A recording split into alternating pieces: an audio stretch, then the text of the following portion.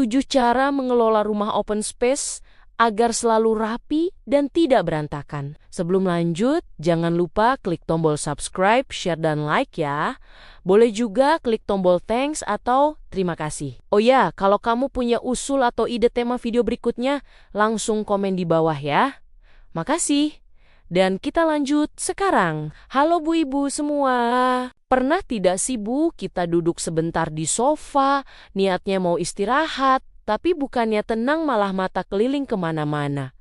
Ke dapur kelihatan piring belum dicuci, ke sudut ruang keluarga kelihatan tas sekolah anak, ke meja makan ada botol minum, kotak bekal, sama kertas, entah tugas apa. Akhirnya bukannya istirahat, malah bangun lagi sambil menghela napas panjang. Saya pernah di fase itu dan jujur saja, sering banget mikir, ini rumah apa posko harian? Padahal desainnya open space. Katanya open space itu bikin lega, bikin nyaman, bikin betah. Tapi kok yang saya rasakan malah capek batin. Dulu saya pikir masalahnya karena rumah saya kecil, atau karena anak masih kecil-kecil, atau karena saya kurang rajin beberes. Ternyata setelah dipikir lebih dalam, bukan itu. Masalahnya ada di cara mengelola rumah open space itu sendiri. Rumah model open space itu sebenarnya konsep rumah tanpa banyak sekat. Ruang tamu, ruang keluarga, ruang makan, bahkan dapur sering menyatu dalam satu area besar. Kelihatannya luas, terang, dan enak dipandang. Tapi di balik itu, rumah open space punya tantangan sendiri. Karena semua menyatu, sedikit saja berantakan, seluruh rumah langsung terlihat berantakan. Itulah kenapa rumah model open space butuh cara pengelolaan yang berbeda,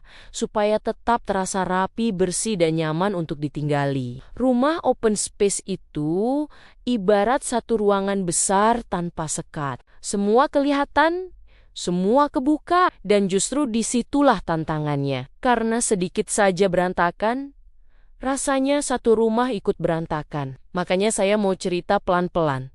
Dari sudut pandang ibu rumah tangga biasa.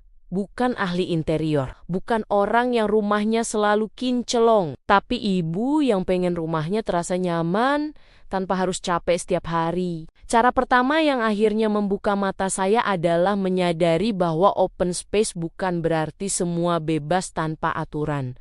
Walaupun tidak ada tembok, tetap harus ada batas di kepala kita. Ini area ruang tamu, ini area keluarga, ini area makan, ini area dapur.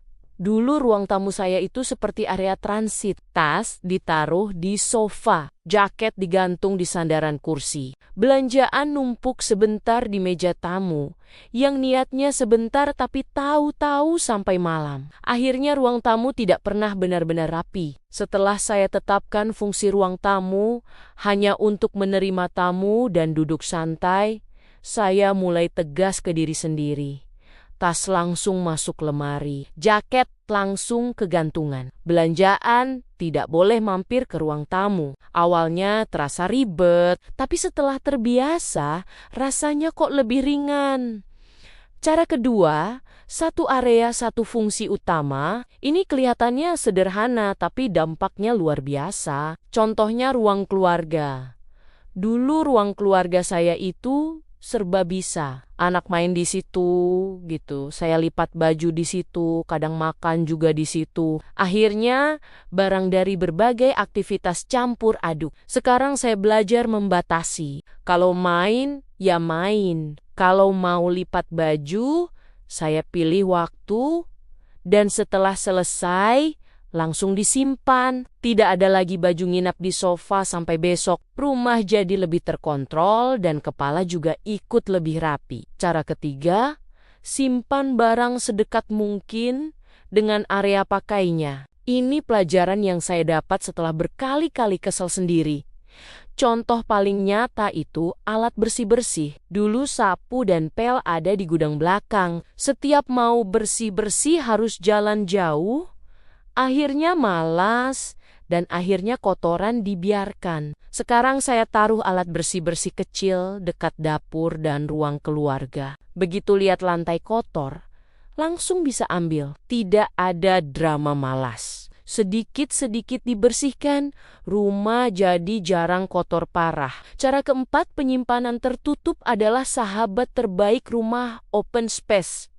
Saya tahu, rak terbuka itu cantik. Saya juga dulu tergoda beli rak terbuka, niatnya biar estetik. Kenyataannya rak terbuka itu menuntut kita rapi setiap saat.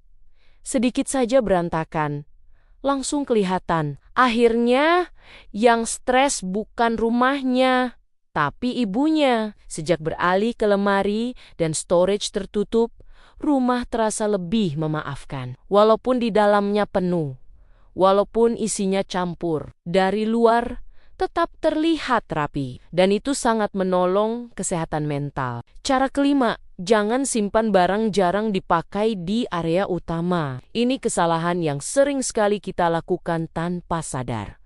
Contohnya, alat pesta, toples besar, alat baking yang dipakai setahun sekali. Kalau semua itu ada di area dapur utama, dapur tidak akan pernah terasa lega. Saya mulai memindahkan barang-barang jarang dipakai ke tempat yang lebih tersembunyi. Atau saya relakan kalau memang sudah tidak terpakai. Rasanya berat di awal, tapi setelah melihat dapur lebih lapang, hati ikut senang.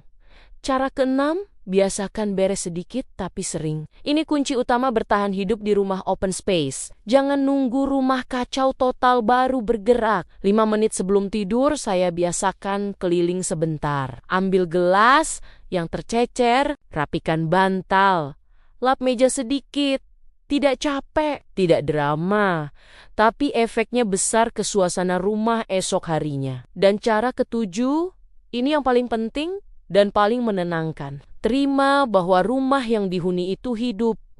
Ada anak berlarian, ada mainan berserakan, ada hari-hari kita capek dan tidak sempat rapi. Dan itu tidak apa-apa. Rumah open space tidak harus selalu terlihat seperti rumah contoh. Yang penting fungsional, yang penting bersih secukupnya, yang penting kita betah di dalamnya. Sejak saya mengubah cara pandang ini, rumah terasa jauh lebih ramah. Tidak lagi jadi sumber rasa bersalah, tidak lagi jadi alasan capek sebelum tidur. Kalau Bu Ibu sekarang sedang di fase capek melihat rumah sendiri, saya ingin bilang satu hal, Ibu tidak malas, Ibu tidak gagal. Ibu hanya butuh sistem yang lebih sesuai. Pelan-pelan saja. Tidak perlu langsung sempurna, mulai dari satu sudut rumah hari ini. Karena rumah yang nyaman bukan yang paling rapi, tapi yang paling bisa menerima penghuninya apa adanya. Terima kasih sudah dengerin cerita dan curhatku hari ini. Sampai ketemu di video berikutnya. Tetap semangat, Bu Ibu semua.